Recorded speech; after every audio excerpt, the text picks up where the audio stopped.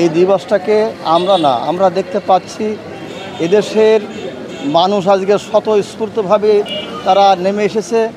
এদেশের মানুষ তারা চায় বৈষম্যহীন একটা রাষ্ট্র।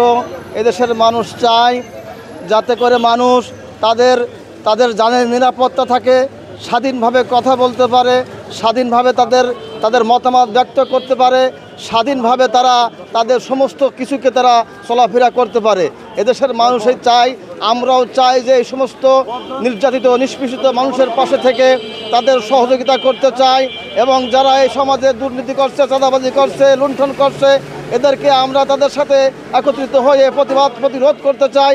এবং পাশাপাশি আগামী যে জাতীয় নির্বাচন আসছে, আমি বলতে চাই এদেশের মানুষ তারা এমন একটা জাতি চায়, এমন একটা দল চায়, এমন একটা গোষ্ঠী চায় যারা আগামী দেশে এদের ইনসাফ ভিত্তিক একটা রাষ্ট্র কায়েম করবে। আমরা আশা করি এই বিষয়ে জামাত ইসলামী সর্ববিষয়ে তারা প্রস্তুত রয়েছে। বিসমিল্লাহির রহমানির রহিম। আপনারা জানেন যে বাংলাদেশ জামাত ইসলামী আজকের এই স্বৈরাচার পতনের দিনে অভয়নগরের সমস্ত আপামর জনগণ এখানে এসেছে এবং এই স্বৈরাচার ফ্যাসিবাদ মুক্ত বাংলাদেশ গড়ার জন্য আমাদের কি করণীয় এই ধরনের দিক নির্দেশনা আমাদের নেতৃবৃন্দ দিচ্ছেন এবং আগামী দিনে যে নির্বাচন আসছে সেই নির্বাচন ফ্যাসিবাদ মুক্ত এবং চাঁদাবাদ মুক্ত যাতে আমরা করতে পারি সেই আশা আকাঙ্ক্ষা আহ্বান জানাচ্ছেন এবং আমাদের পক্ষ থেকে যুব জামাতের পক্ষ থেকেও এই আহ্বান থাকবে এই জাতির জন্য।